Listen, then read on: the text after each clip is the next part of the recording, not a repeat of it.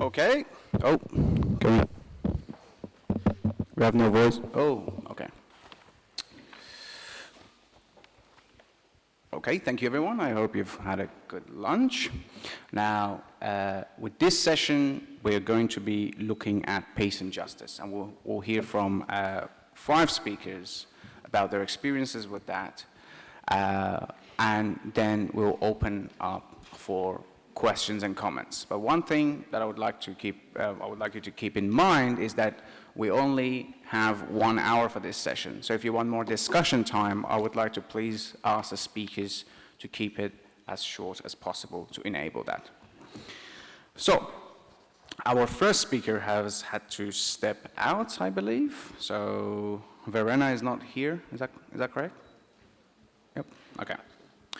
And we'll come back to her a bit later. But our next speaker is Christopher Hill, Christopher is the executive director of the Pope Francis Project and the co-founder of Millennial. At 28, he is the youngest executive director of a national Catholic nonprofit in the United States. Christopher, you have the floor. Thank you for that, and I will speak quickly. Pope Francis is trained by the Jesuits, and one of the things the Jesuits talk about is reading the signs of the time and being practical within the times. The reality of it is that my original intervention was no longer purposeful to our conversation, so we're going live here to change it up. One of the things that has struck me in the conversation over the past couple of days is the relevance to the question of mission and margin. We all have missions, but we struggle to meet margins. And the reality of it is, without margin, there is no mission. Christians believe that money isn't evil. The love of money is evil. We need resources to do what we do, and we need them quickly, and we need them now. So I want to talk very briefly about my experience in politics. I worked 4 years for the former President of the United States, Barack Obama, and my experience in electoral politics and fundraising in this world to better give you a sense of how to communicate your story, who you are, what you do, what you believe in, as a catalyst through getting resources and scaling up. And I can talk in more detail later, but I want to talk about narrative creation and who you and the way you're doing your work within the Sustainable Development Goals. A few years ago, or earlier this month, I had an assignment in my hometown of Nashville, Tennessee. The assignment was to create a letter for a time capsule for people that would open it 100 years from today. Now, reflect on the assignment for a second. These people, they know everything about you. You know nothing about them. And you're asked to communicate what is going on in your era. My background said I communicate the politics were going on in the United States with the election of Donald John Trump and the realities that Americans face today. But then I started reflecting more deeply upon the question and the realization that today, nation-states across the globe have nuclear weapons, weapons of mass destruction ready for launch in any second at the strike of a finger. And the realization came to me that the people 100 years from now would know whether or not those missiles went off. And they will know as well whether or not you and I respond to these goals, these Sustainable Development Goals that have been proposed for us. I think it's important when we talk about the Sustainable Development Goals that we're not talking first and foremost about the goals. The purpose of the goals is not self-perpetuation of the United Nations or even the goals. It's for people and the planet. Looking 100 years into the future of that letter, it makes it more clear that it's about people and the planet.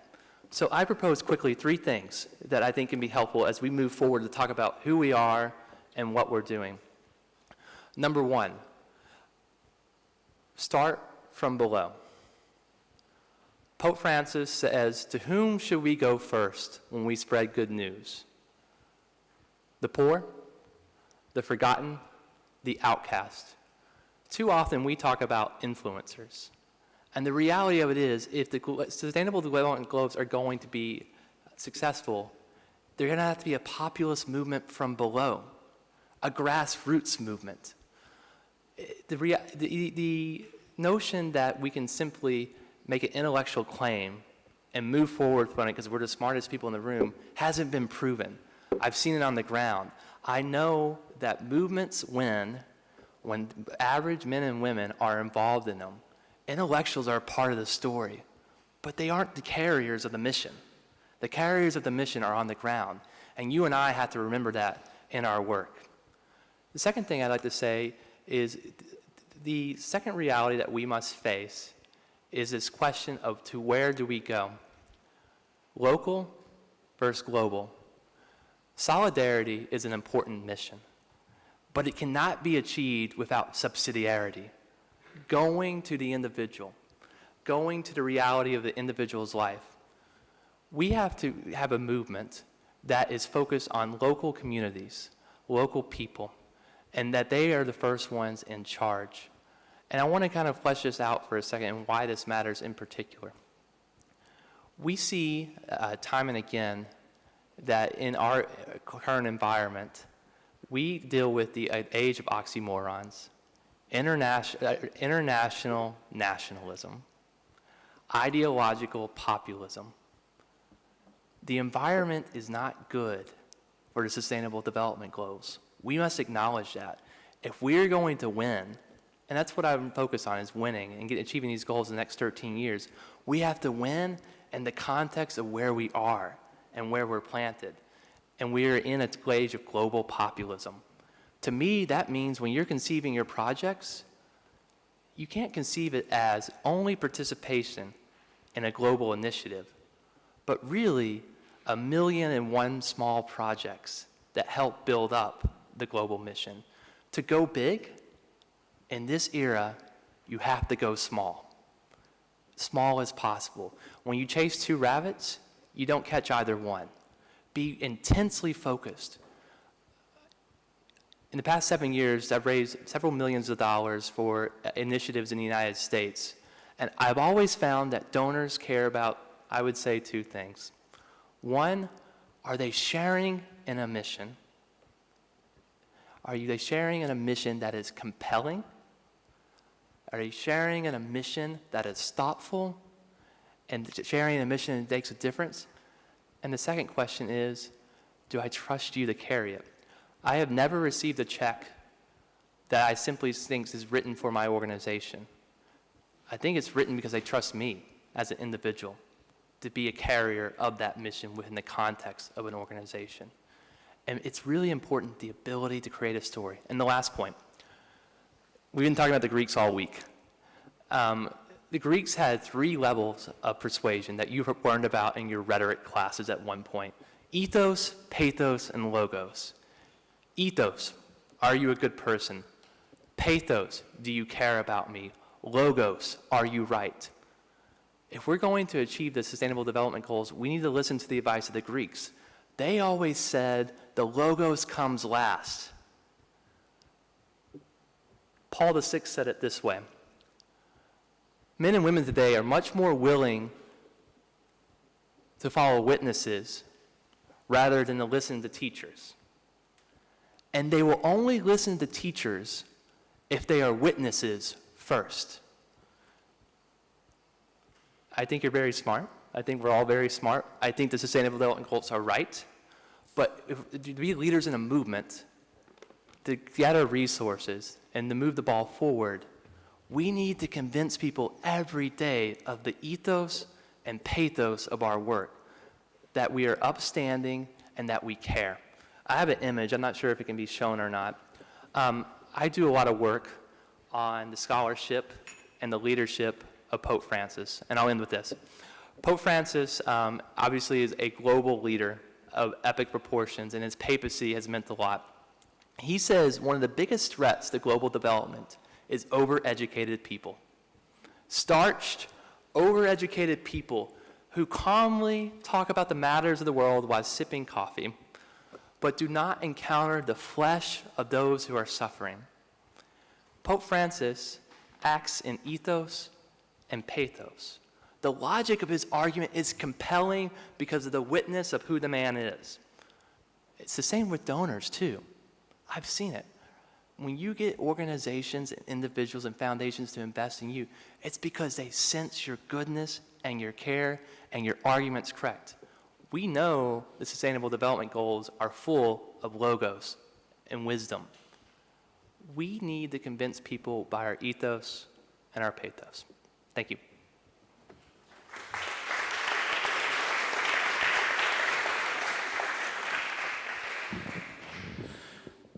Thank you very much, Christopher. And talking about overeducation, you'll be happy to know that at one stage I failed year 11 mathematics. So don't count me in that crowd. So next up we have Miriam Naufa, Women Democracy. Miriam, you have the floor. Assalamu alaikum and a very good morning to you all. I'm immensely honored and filled with gratitude for Pontifical Academy of Sciences and SDS and Youth for organizing an event as this with so many motivating and inspirational young people from all over the world. So thank you. I think almost half of the people in this room, or maybe all, knows that I'm from the Maldives. So often when I introduce myself as a Maldivian, the reply comes as, wow, you're so lucky to be from such a beautiful place. Or even some people goes on to say, I envy you, I wish I was born there, something like that. But the truth is, the tourism industry of my country is advertised in so much abundance that it overshadows the social, political, and all the other aspects of my country. Some even describe my country as the heaven of the world, the paradise of the world, something like that. But the truth is very far from that.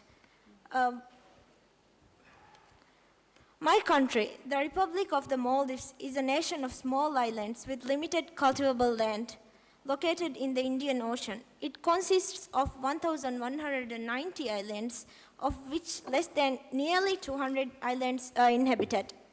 The capital, Malé, accommodates 1/3 of the country's population, estimated at a total of 400,000 in total, in an area approximately 2 square kilometers, making the city one of the most densely populated cities in the world per capita wise, something that not many knows. I'm also here today on behalf of Women and Democracy, a relatively young and new NGO founded in 2016 with a vision to challenge the gender gap and the unequal representation of women seen in public life and political spaces of Maldives. Gender inequality continues to exist as a worldwide problem, depriving women and girls of their basic rights and opportunities. Gender equality and women's empowerment is integral to achieving the Sustainable Development Goals, and that is why achieving gender equality and women's empowerment is a stand-alone goal, Goal 5 of the SDGs. It is also part of all the other goals, with many targets specifically recognizing women's equality and empowerment as both the objective and as part of the solution.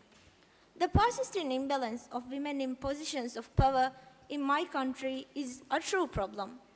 Although the tourism industry dominates the country's economy, women constitute only 7% of the tourism labor force. During the 2014 parliamentary election, there were only 23 women against a total of 302 candidates, and only 5 of whom secured seats. This was in turn an actual decrease in the proportion of women in parliament, with a fall from 6.4% to 5.8%. And only 3 women ministers have been appointed out of the 17 for cabinet positions. Also, gender-based violence against women remains an entrenched problem in my country. A 2007 study on women's health and life experiences found that 1 in 3 women aged between 15 and 49 experienced physical and/or sexual violence at some point in their life. Of these women, 1 in 5 women experienced intimate partner violence, and even more worryingly, 1 in 12 experienced violence during childhood. Abuses are carried out in the name of family, religion, and culture, and are often hidden in the private spheres, with perpetrators enjoying immunity. We at WND believe limiting women to the background and suppressing our voice is not how democracies and countries can progress. WND is involved in actively promoting women's role in businesses, government and policy making, and at all decision-making positions. Although being relatively new, strong advocacy efforts have been maintained in different ways. The strong advocacy is also entrenched in active participation in workshops, international forums as this to make the international community aware of the problems in my country, to even organizing forums in association with local NGOs of similar interest. When considering whether we Maldivians live in a peaceful and just society, the answer I always end up, and certainly based on facts, it is no. We do not live in a just and peaceful society. Why? I will share with you a few examples. On the morning of 23rd April 2017, Maldives woke up to the horrific news that Yamin Rashid, a well-known Maldivian civil activist for free speech and human rights, was stabbed several times to death. Over 4 years ago, in October of 2012, the whole of Maldives was similarly shocked to the brutal murder of prominent religious scholar and member of parliament Afrashim Ali. Both Rashid and Ali died after multiple stabbings under the staircases of their homes. Since August 2014, Rashid's best friend, who as he was another prominent blogger and journalist, Ahmad Rilwan, has been missing and is believed to have been abducted. To this day, we don't know who the true perpetrators of these killings and the abduction of Rilwan are. And justice has not only been delayed, it has not even been delivered. We have certainly a long way to go if we want to have stability, human rights, and strong institutions built upon principles such as rule of law and justice, that is SDG 16. Also, in September of this year, 54 lawyers of my country was indefinitely suspended and barred from appearing in any court in the Maldives for submitting a petition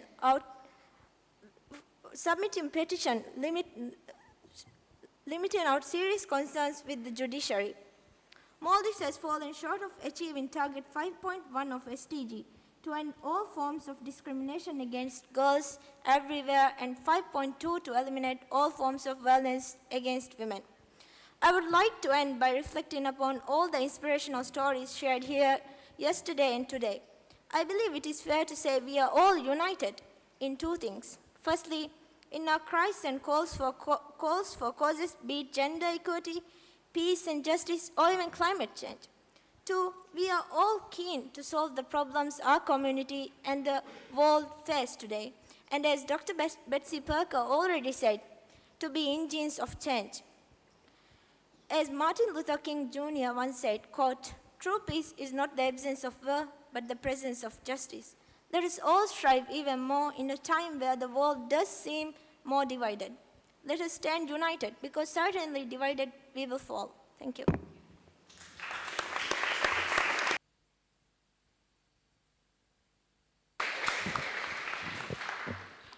Thank you so much, Mariam, for that wonderful presentation and for bringing the voice from the small island developing states such as Maldives, which are often kept out of these conversations. So thank you for that. So our next speaker is Anca Gliga. I hope I got that right. Anca is a youth advocate from Romania with a background in peace education, advocacy, and more recently, the refugee response in Europe. As a member of the youth advocacy team of the United Network of Young Peace Builders, she has worked for the first global forum on youth, peace and security that took place in Jordan in 2015.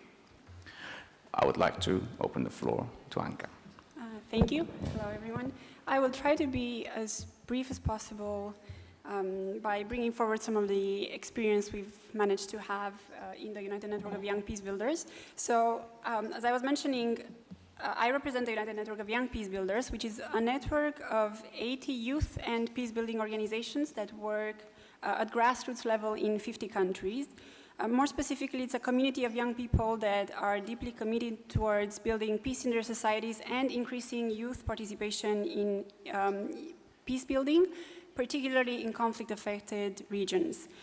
The members are engaged in doing vital work such as the reintegration of ex-combatants in DRC or countering violent extremism in Nigeria, working on partnerships among young people between Pakistan and India, or doing interfaith work in Indonesia, just to name a few examples. UNOI is also the co-chair of the subgroup on youth participation in peacebuilding at the UN Interagency Network on Youth Development. Today I will just discuss some of the realities that we've encountered, our members have encountered while working at grassroots levels, as well as some results of the advocacy that we've managed to do and that hopefully contributes to advancing our field, but also to achieving SDG 16. When we look at the general narrative around youth, and I'm sure that a lot of us are familiar with this, unfortunately, we can see that more often than not, they are portrayed by the media or decision makers sometimes as either victims or perpetrators of violence. In the recent years particularly, the narrative of youth as perpetrators of violence, joining extremist groups, or creating trouble seems to have gained significant traction. And one of the missions of UNOI Peace Builders has been to show that that's actually not the case. And we've really tried to map the sector, to look at youth and peacebuilding sector together with Search for Common Ground. There has been a report named exactly like that called Mapping a Sector, Bridging the Evidence Gap on Youth-Driven Peacebuilding. And this report provides a first broad-scale global overview of the youth-led peacebuilding community. The study indicates that despite various challenges, youth-led organizations are actually engaged in noteworthy endeavors for peace and have achieved remarkable successes. Just to show a few things that we've also managed to find out, the main strengths of these youth and peacebuilding organizations lie in their ability to mobilize youth and communities, create open organizational structures that are built on trust, value, and sense of belonging to a common vision to do something for their communities, develop skills and expertise among themselves and their target group on youth, peace, and security issues, leverage local knowledge and access what is usually identified as inaccessible youth, and also acquire credibility in their communities by implementing important community development work, sometimes in areas where no other actors exist. The results also showed that these youth organizations are already gender balanced and their initiatives target both youth as well as relevant members of their community, such as local, national decision makers, elderly people, families, displaced persons, and so on. As for challenges, the study shows that approximately 49% of youth and peacebuilding organizations work with a budget of under $5,000 a year, 30% of them working with a budget of under $1,000 a year. As I was talking to my colleagues working in several youth and peacebuilding organizations in Eastern and Southern Africa, I learned that they rarely had access to a computer or were using a shared office that they could access infrequently. We are all too familiar with the gaps in the youth field, I believe.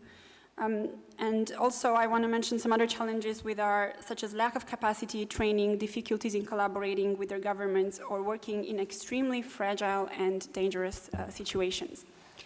However, there's been one important step that maybe some of you are familiar with in recognizing the positive role of young people as agents of change, and that was Resolution 2250 on youth, peace, and security, which was adopted in December 2015. Together with the youth advocacy team of United Network of Young Peace Builders, we have worked on this resolution. And why is it so important is because it's the first paper to actually formalize the youth, peace, and security agenda as a relevant political field. It also urges member states to give youth a greater voice in decision-making at the local, national, regional, and international levels, and to consider setting up mechanisms that would enable young people to meaningfully participate in peace processes. We can also see here target indicator 16.7, ensuring responsive, inclusive, participatory, and representative decision-making at all levels. Of course, the resolution also means that the specific needs of young people and their views will be taken into account into policies, program, distribution of funds, and so on. And Ala has made a reference of 1325 and how it's really important that you have that piece of paper when you show up talking to decision makers at different levels. I think that's also what the resolution is doing to us, and right now we are learning how to implement it is really something that we're learning by doing. But I do want to emphasize one of the really positive things that has happened, namely at the World Humanitarian Summit last year, the Syrian Youth Assembly was constituted, which is exactly what it says, a Young Syrians Youth Assembly. And working with on the framework of 2250 resolution, we have had already some success in including these people in the peace processes that are now happening on Syria. It's of course a work in progress, but for us it has been a really meaningful success. To conclude, I just want to say that it seems that young people are being called more and more to step up their initiatives to create change, to participate, and we are showing up. At the same time, due to a lot of advocacy, it seems that decision makers are increasingly willing to meet us halfway. Again, it is a really work in progress. But I think this is really positive because we know that implementing 2250, achieving the SDGs, and also the Agenda 2030 overall really requires top-bottom, bottom-up, multi-sectorial, all-hands-on-deck kind of attitude. So hopefully we'll get there. Thank you so much.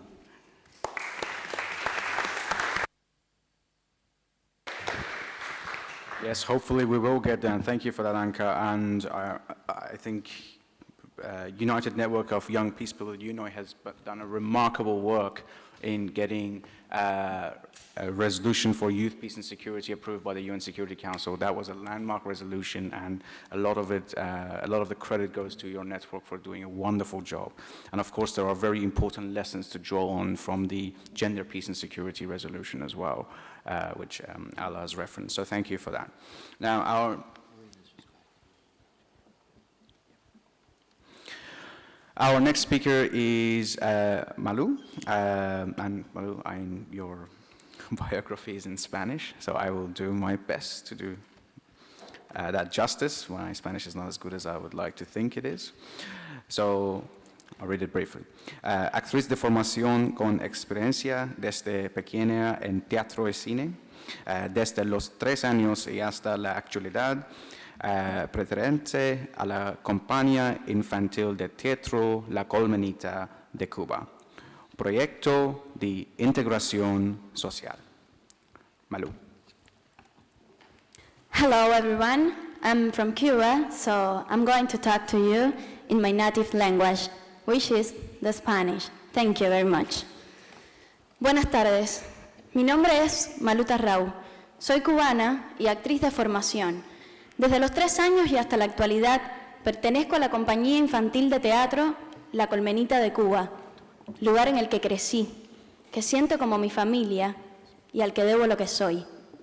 Todo cuanto estoy por decirles sobre La Colmenita es, por tanto, mi propia historia de vida.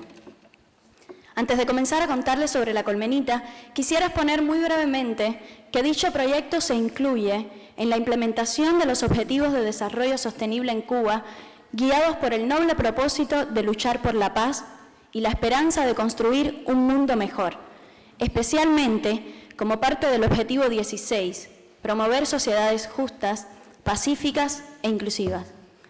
Esta compañía nació el 14 de febrero de 1990 y se formó en la época más crítica económicamente que ha enfrentado Cuba, el período especial. Fueron tiempos de mucha necesidad, donde cada persona atravesaba una situación terrible materialmente, sin nada más que unas enormes ansias de hacer, de crear, y sobre todo, con muchísimo amor, surgió este proyecto de la mano de Tim, como una suerte de alimento para el alma de los más pequeños, como una particular expresión de un producto que endulza, nutre y vivifica. Esta compañía es esencialmente un proyecto de enseñanza para la formación de valores en el ser humano, donde la carrera teatral se abandona en pos de servir a los niños. Esa es su particularidad. en palabras de su propio director y fundador. Nosotros, lo que enseñamos es a entregarse con el máximo de pasión a lo que vayas a hacer en el futuro. Tú quieres ser bombero, entrégate con el máximo de pasión a apagar el fuego. ¿Quieres ser basurero? Entrégate con el máximo de pasión para que la ciudad esté limpia. Es justamente por respetar, en primer lugar, el derecho del niño, que en 2007 la Colmenita fue declarada embajadora de buena voluntad de UNICEF, siendo la primera agrupación y primer grupo teatral en el mundo que ostenta esta distinción.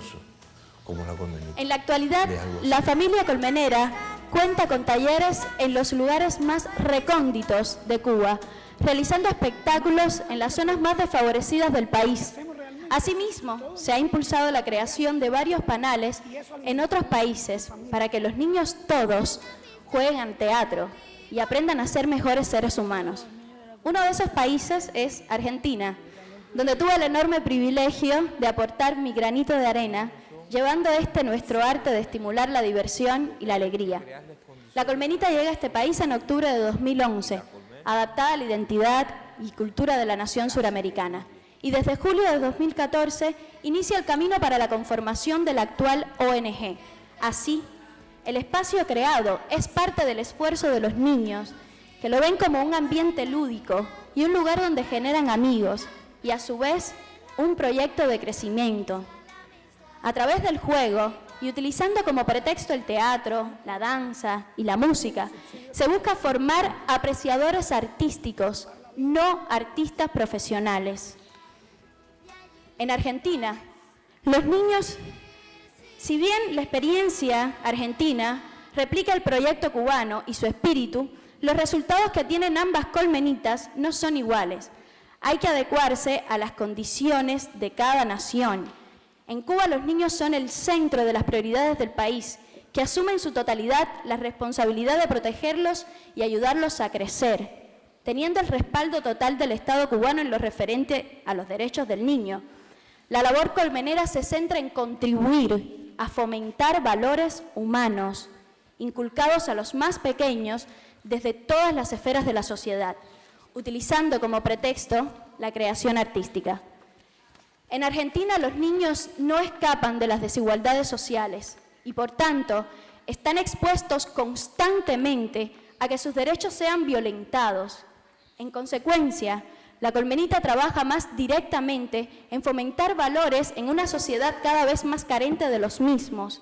Se trabaja, por tanto, con un enfoque más dirigido a lo social, lo que constituye un verdadero reto. Ello no significa, sin embargo, que el proyecto esté dirigido a la parte de la sociedad más necesitada económicamente.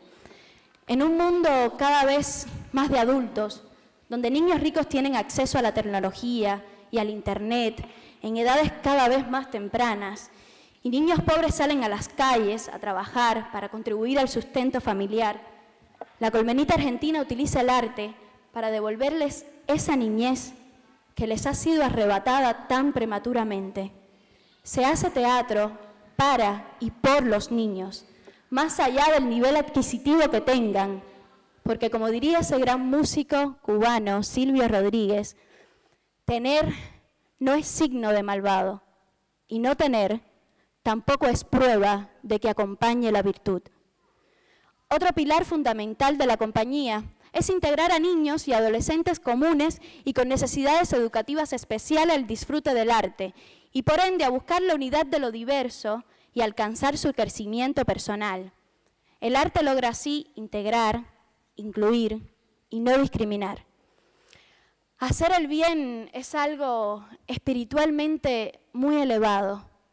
Es privarse de algo que guste mucho para dárselo a alguien que lo necesite más, sin sentir la pérdida. Así se resume la labor con niños discapacitados de la Escuela Habanera Solidaridad con Panamá, o el trabajo con niños de varios centros de atención a la salud infanto-juvenil de Buenos Aires, Argentina, que se especializan en el tratamiento de niños diagnosticados con trastornos del espectro autista y trastornos generalizados del desarrollo. Del mismo modo, La compañía vincula la representación teatral con el trabajo comunitario en los rincones más apartados del país. Estos montajes de campaña no son más que llevar las obras que más posibilidades tienen de salir del escenario hasta los lugares más intrincados y vulnerables. Allí, donde las condiciones son mínimas, donde no llega nadie, donde muchas veces son más los colmeneros que los niños que se juntan a observarlos. Hasta allí lleva alegría la colmenita. Ese es el lugar ideal para jugar, cantar, bailar, para hacer el bien, para repartir esperanza, para ofrecer el corazón. Siguiendo este mismo principio del proyecto colmenero, el argentino también aboga por acercar el arte a sectores sensibles de la sociedad, que por diferentes motivos no pueden acceder al teatro. En este sentido, se realizan funciones en barrios marginales, hospitales, escuelas periféricas, comedores comunitarios y villas miserias. Se trabaja para y por los niños, porque ellos son el futuro, porque ellos son los que saben querer, porque ellos son la esperanza del mundo. Todo cuanto se les inculque hoy se verá reflejado en la sociedad del mañana. Y así vamos por todas partes, porque nos mueve el corazón, porque este proyecto nació para polinizar los caminos y dulcificar la vida. Y esa es una labor diaria. Por eso nos levantamos cada día preguntándonos, ¿y ahora qué otra cosa podemos hacer? Muchas gracias.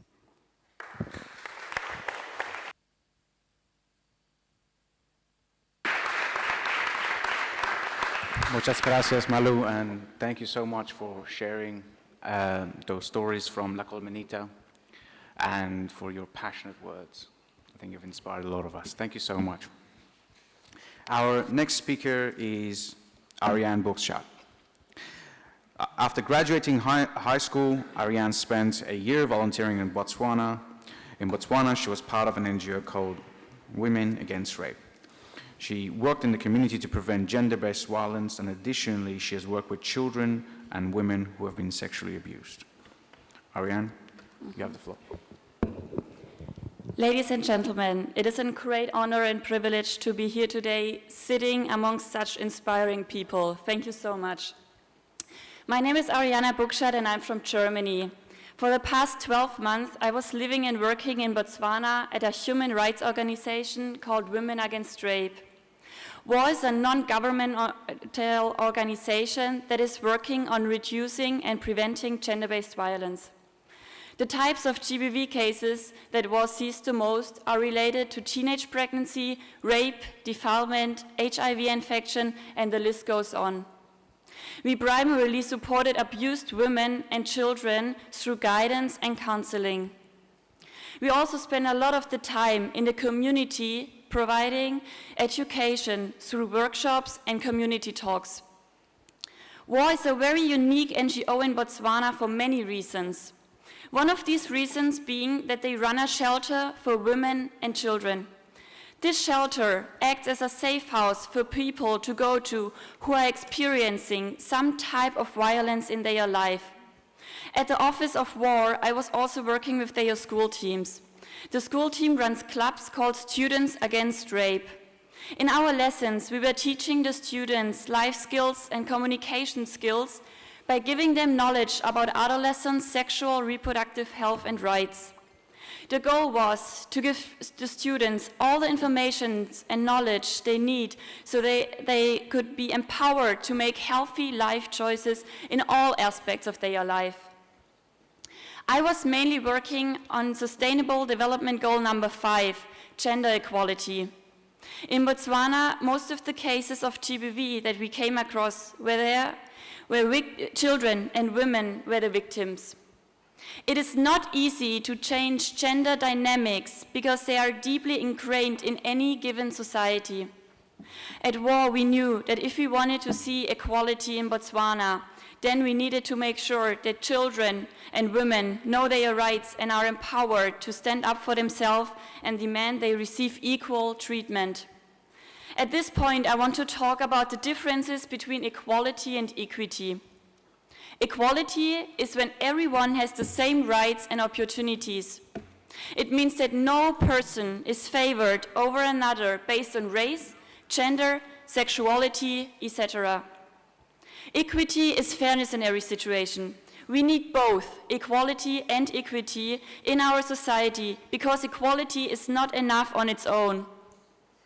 I want to emphasize the need of equality and equity with an example of the Children's Act of Botswana from 2009 that gives every child the right to education.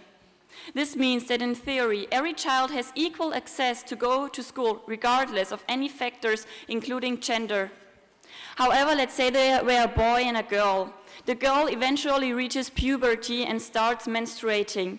Her family cannot afford sanitary pads for her. Therefore, each month during her period, she stays home from school because she's too ashamed and embarrassed to go to school for fear she will leak. This is an issue of equity and fairness. In theory, the boy and girl have equal access to their education, but the girl is faced with a challenge that hinders her from accessing her education. If the girl is not able to receive some type of assistance that removes her barrier to education, then she is not receiving equitable treatment. While I was at war, we started a project called Keeping Girls in School. We made 5 big cardboard boxes and designed them with beautiful graphics. We then brought them into the 5 secondary schools we work in. The intention was for students, staff, and community members to fill the boxes with sanitary pads. In order to make sure no girl ever has to miss school or get bullied because of her period, we held a few events to advocate for this project and raise awareness about the struggles that girls face to stay in school. The work that we were doing drew attention of the Minister of Education, and before we knew it, she had brought the issue to Parliament. She wanted to make sanitary pads being available in every secondary school across the entire country. Eventually, it would pass the law that all girls would have access to sanitary pads. This made me realize what one person, or in my case, one organization can do to ensure the sustainable development goals are met. In order to ensure that the sustainable development goals are met, we have to cooperate and we have to come together. It was very special for me to work in an NGO and get to know how they operate. After my experience, I can say that nothing would have been possible without partnerships from all around the world. Every time a woman who had been abused came to war and seek help, we would have to get the police involved in order for the case to be reported. Then we would often take the case to the clinic as well if there was a need for STI testing or a rape kit. As well, we also work closely with organizations that provide legal services so that we can refer clients in situations in which legal action is necessary. And that is how we were making sure that Sustainable Development Goal number 16, peace, justice, and strong institutions, was met. People have a lot of misperceptions of the problems in these countries. If you don't cope with global issues, you won't ever be aware of those problems. This is where it starts. Teachers, mentors, young leaders, and organizations have to feel responsible to sensitize students in school about the Sustainable Development Goals, the consequences and the reality of our world and other lives. We have to raise consciousness and awareness. People in advanced countries have to be aware of why we can buy a $5 shirt. Everyone has to be aware of the fact that somehow, someone, somewhere is suffering because of our consumption. That is the exact aim of the Sustainable Development Goal number 12, responsible consumption and production. In Botswana, I lived without electricity. I used a pit latrine, a bucket shower, and a gas oven. Sometimes we cooked over an open fire. We had no fridge. I did not have the ability to charge my electronic devices and therefore could not rely on my phone to keep me busy. I truly learned and can promise everyone that materialism does not bring happiness or abundance. In fact, all the boundless consumerism that exists can be extremely dangerous and take away from living a truly meaningful life. It doesn't matter how big your house is. It matters how happy the people are living in it. Where I come from, people are strongly believe that gender equality comes with development. In my opinion, that is wrong.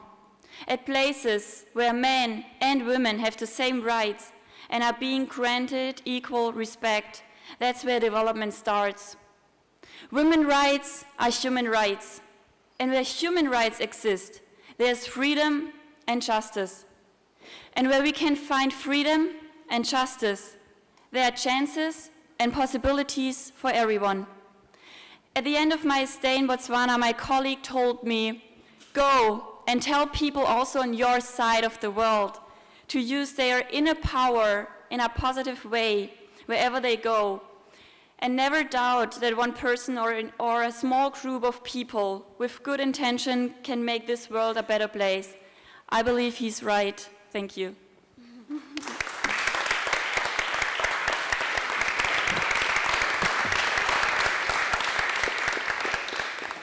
Thank you very much. And now we'll welcome back Verena Gruber. Verena Gruber is a PhD student at the Defense Studies Department of King's College in London and project manager responsible for the Economic and Financial Markets Symposium at the European Forum Alpbach. Verena, you have the floor.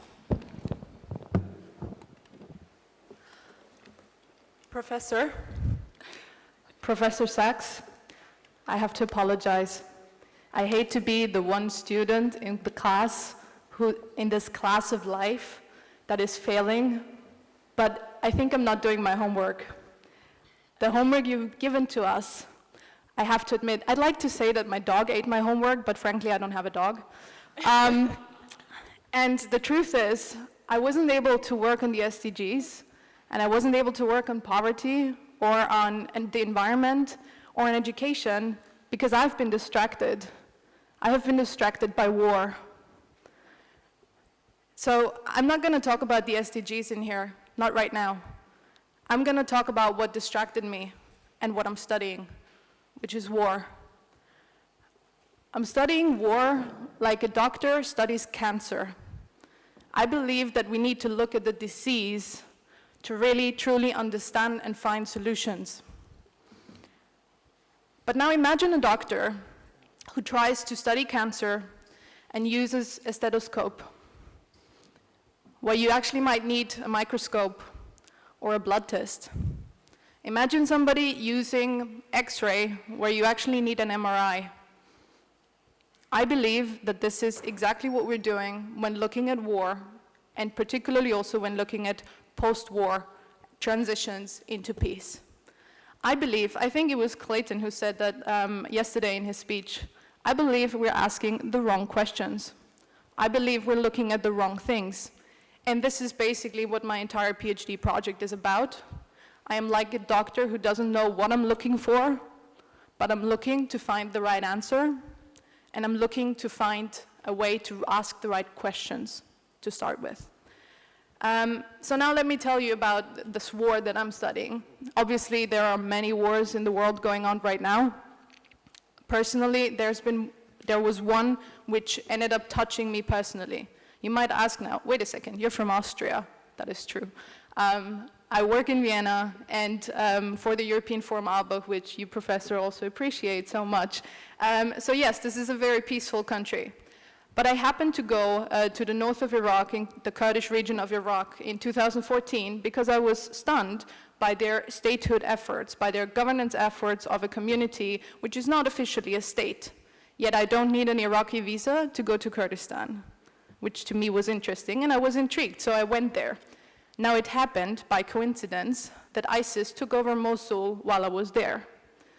So I extended my 2-week vacation into a 6-month fieldwork, and when I saw on the street how suddenly weapons popped up, how suddenly people drew to the front lines, how they drew to war, I wanted to study how the political divisions within that region actually act out on the front line.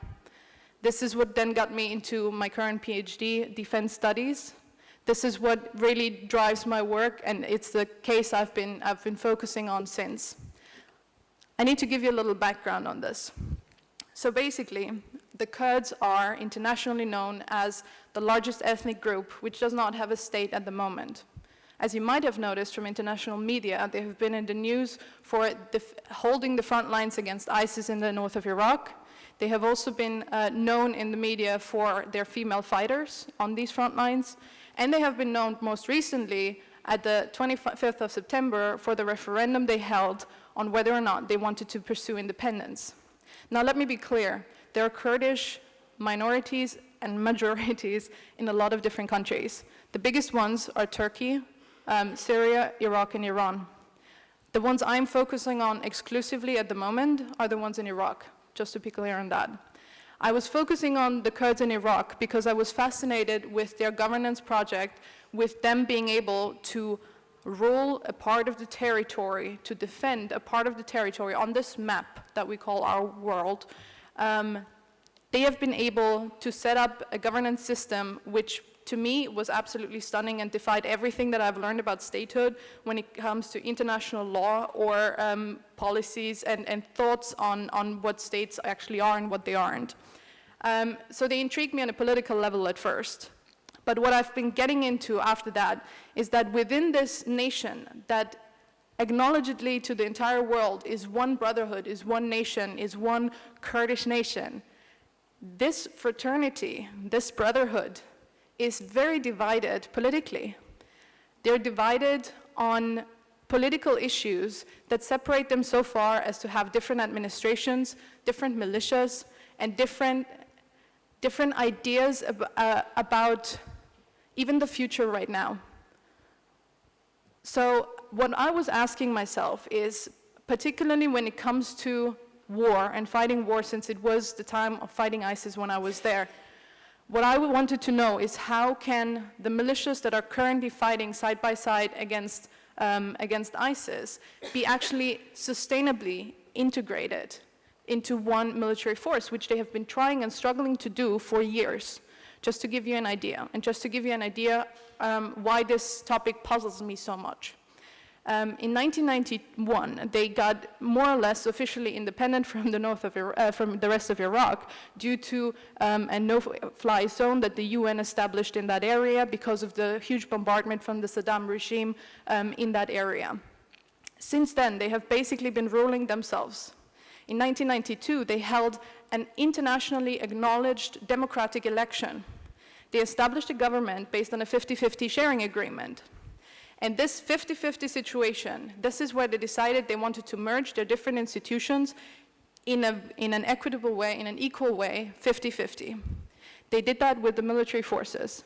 They took a brigade here and a brigade here, split it in half, and merged the halves together. The only problem was, in 1994, a civil war broke out. And as those were merged, those units were merged, this is exactly how they drew apart again. And the one went back to the north, which is ruled by the Kurdish Democratic Party, KDP, and the others drew back to the south, which is ruled predominantly by the PUK, the Patriotic Union of Kurdistan. Now, several years later, they're doing the same thing again. They're merging in a 50-50 environment. And now my simple question was, which I ended up turning into a PhD, is that really sustainable? That is my question. And I'm pursuing this question because I believe there are deeper answers behind that question. I believe that the way it is currently built, and it is like the current militia unification is conducted, is based very much on structural effects. I know structures are awesome. You can measure them. You can see if there is an institution or if there is not an institution. But you cannot really measure how well that institution really works inside, right?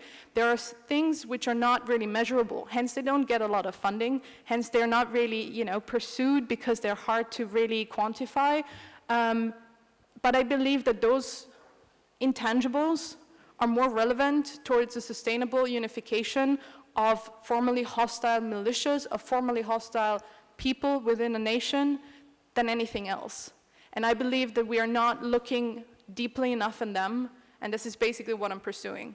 So I cannot give you answers, But if there's one thing that I believe is that academia is not about answers. Academia is about question, and it's about asking the right kind of questions.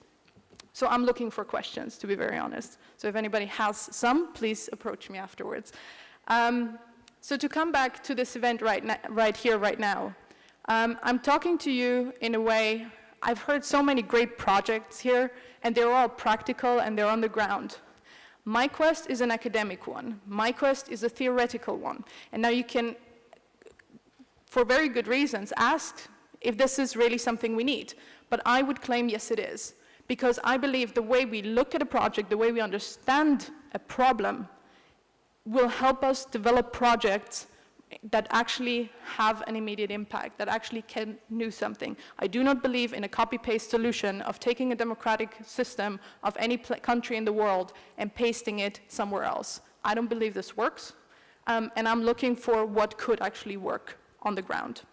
So my role in this youth event here right now, I see as in, I'm an academic, I'm trying to think, and I'm trying to think thoughts that are not currently within the system, in the sense that I'm trying to look for questions that can bring me beyond structure and laws and everything we're currently investing in when it comes to state building and war to peace transitions.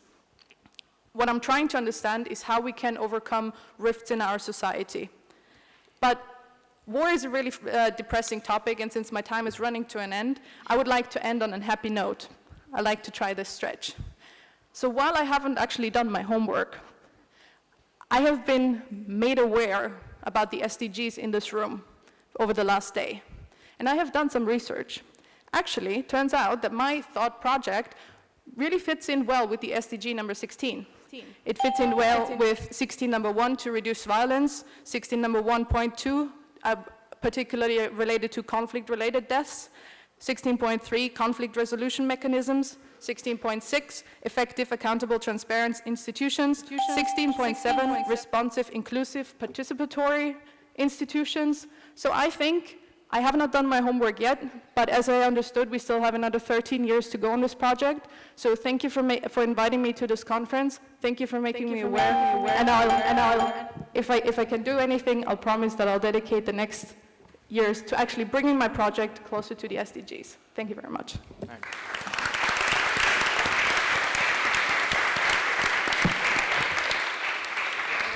Okay, thank you very much. Thank you very much for that. So now we have 20 minutes, I think 15 to 20 minutes of discussion time. So I would like to open the floor for any questions, comments. Yes. And the question goes to the whole panel about the role of volunteering and being a volunteer in all of your project and also your personal experience and professional growth. Like, do you think we promote enough volunteerism and just giving time and energy and resources to like peace building? Okay, we'll get a few more comments and questions. Yes. Hello, I'm from Germany. I want to ask something to Verena. You talked about the Kurdish fraternity and about Kurdistan as a de facto state. Iraqi Kurdistan exercises all the elements of statehood, but as you know, their language is a little bit difficult because they have many dialects, and for example, the Kurmanji, Sorani or Luri, and the dialects differ from each other so much that the speakers of different dialects do not necessarily understand each other. How they deal with this problem there? Right. Yep. Hi, I also studied war and terrorism, and to the both of our UN folks in the room and to you, I'm curious. I studied under John Mearsheimer, a known realist and someone who studies a lot of power politics. And I got not the highest marks on paper, good marks, but not the highest marks because he asserted in his grading that power politics, war, and so forth are what underlies the UN. And so I'm curious what those in the room have the opinion on when it comes to power politics accomplishing the Sustainable Development Goals versus other priorities that the UN has because of the security structures and the P5. Thank you. Other questions or comments? Sorry? Oh, yes, and then. So this is mainly for Mariam and Ariane that are talking about gender equality and gender violence. I think the question of whether development triggers gender equality or gender equality development is actually really interesting. I do not believe, and it's actually been studied so much, if women actually have very different faculties than men that will make them more able to be less corrupt or stuff like this, is actually true because it's been studied. But I do believe that it is kind of a cycle that feeds itself in a very natural way. Talking about opening more spaces for women to actually be occupying public and private life spaces is such an important discussion that we need to be having. And it's not only about talking about quotas, because it's also been studied as well, and it's a really interesting conversation. But I think something that has been mentioned here, not only in like gender equality conversation, is the fact that people themselves should actually be doing that. And for example, for that, I don't know how you've been doing, because I know that you work with a lot of victims of these kinds of abuses. But for example, for us, it's been really helpful when we get, when survivors themselves of sexual exploitation or of labor exploitation come and explain, or themselves take the role as lawyers, themselves take these roles, because it's kind of, they're the best people to actually talk about what is happening in the world. So I would like to know how you are including these people in the process of change to opening more spaces for gender equality or for whichever work you're doing. Thank you. Thank you. If we could please keep the comments much shorter than that. Thank you. My question is to the person who was talking about gender-based violence. I just want you to tell us more about your experiences with gender-based violence among women living with disabilities. Thank you. Okay, I would like to open to the panel now. Any comments or questions on? Yeah.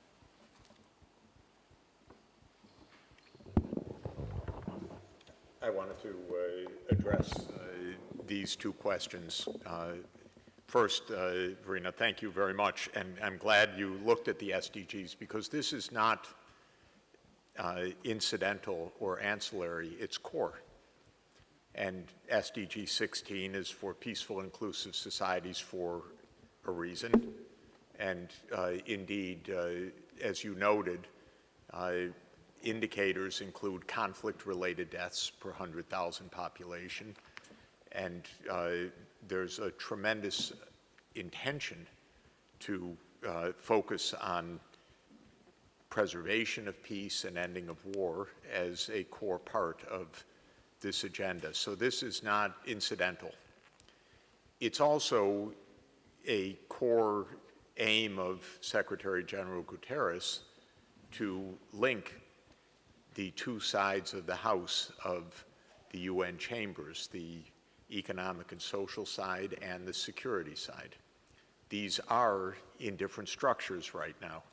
There's the Security Council, there's ECOSOC.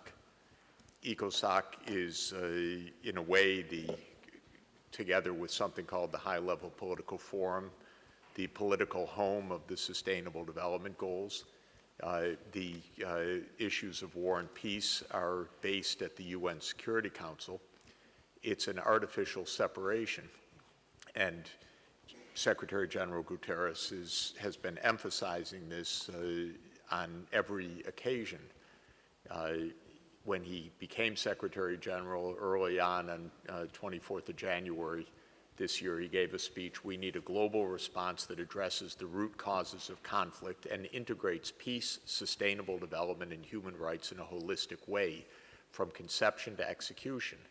Our priority is prevention, prevention of conflict, of the worst effects of natural disasters, and of other man-made threats to the cohesion and well-being of societies. The best means of prevention and of sustaining peace is inclusive and sustainable development. The universal nature of the 2030 Agenda and its pledge to leave no one behind ties it to sustaining peace. It is important to recognize that the links between the 2030 Agenda and sustaining peace are found not only in Goal 16, but across all 17 goals. Development is an end in itself and a central part of our work. But while sustaining peace is not the only aim of the 2030 Agenda, implementing all the Sustainable Development Goals will make an enormous contribution to sustaining peace. So there's no doubt about the linkages. They're explicit. They're inside the goals themselves in a very clear way. And I think we are also, in a sense, quoting Pope Paul VI, who said that development is the new name of peace in Populorum Progressio 50 years ago this year, in fact. And so that is absolutely part of the agenda.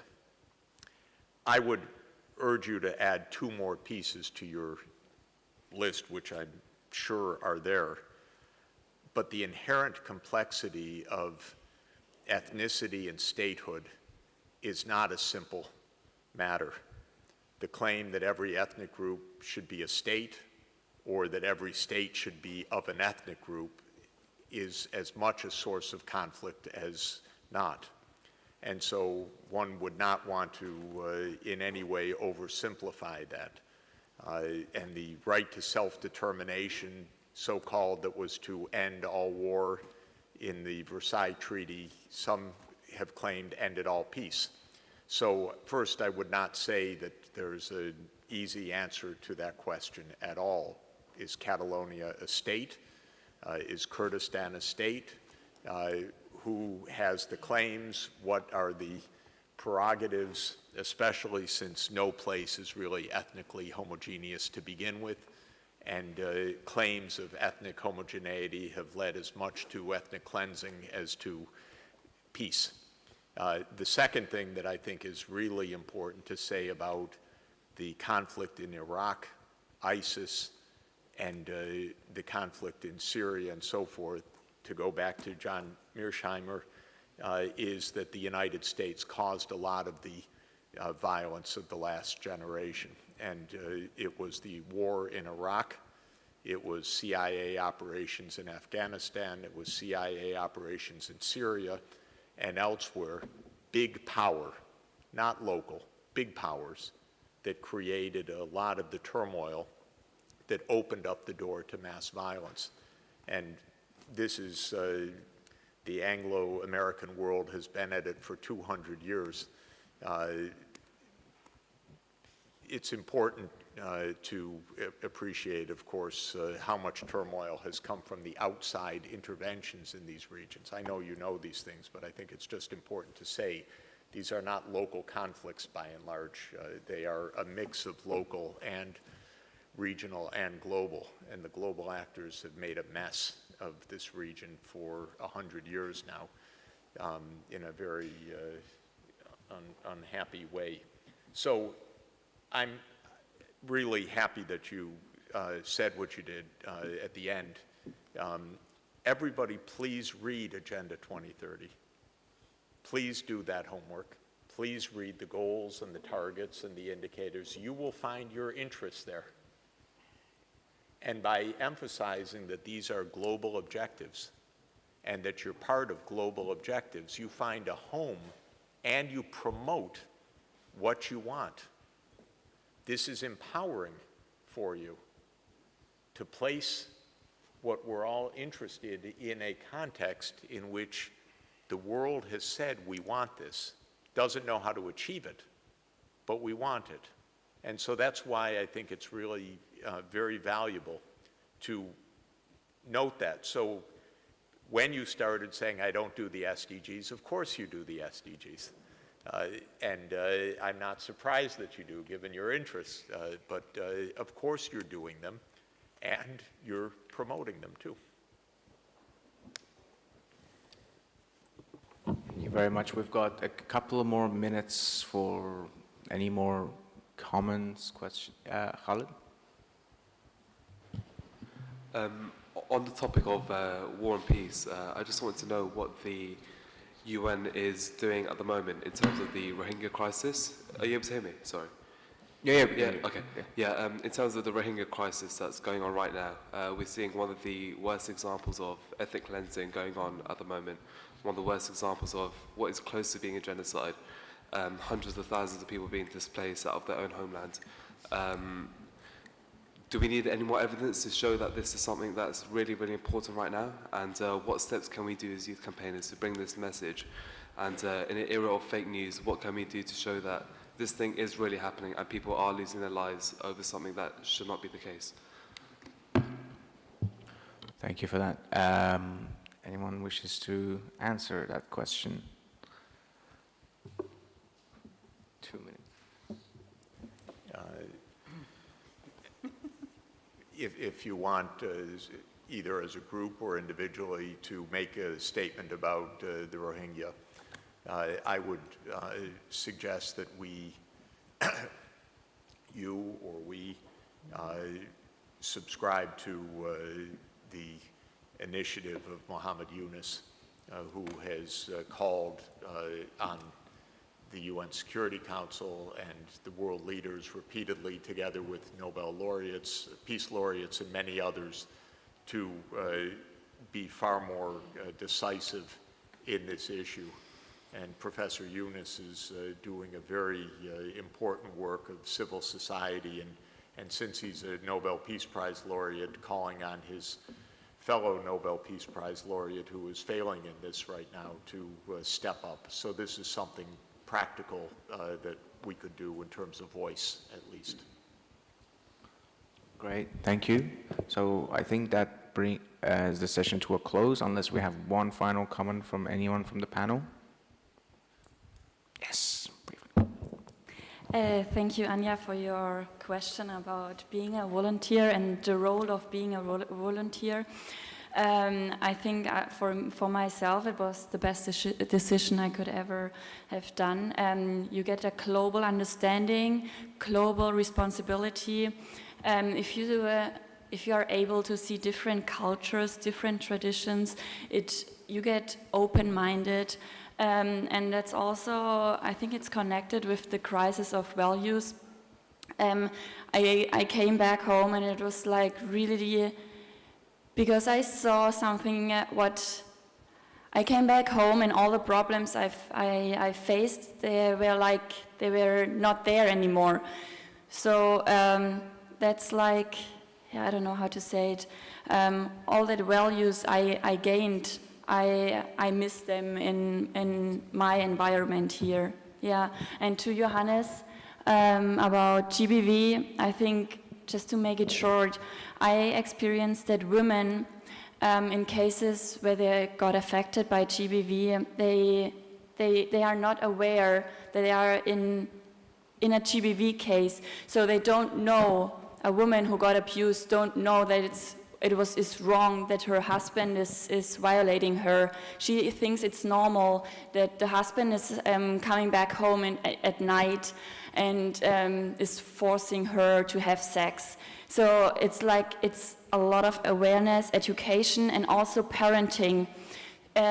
Sexual education, sexual issues, it's like a taboo topic. So that's important to close the gap between the parents and also the children in such countries.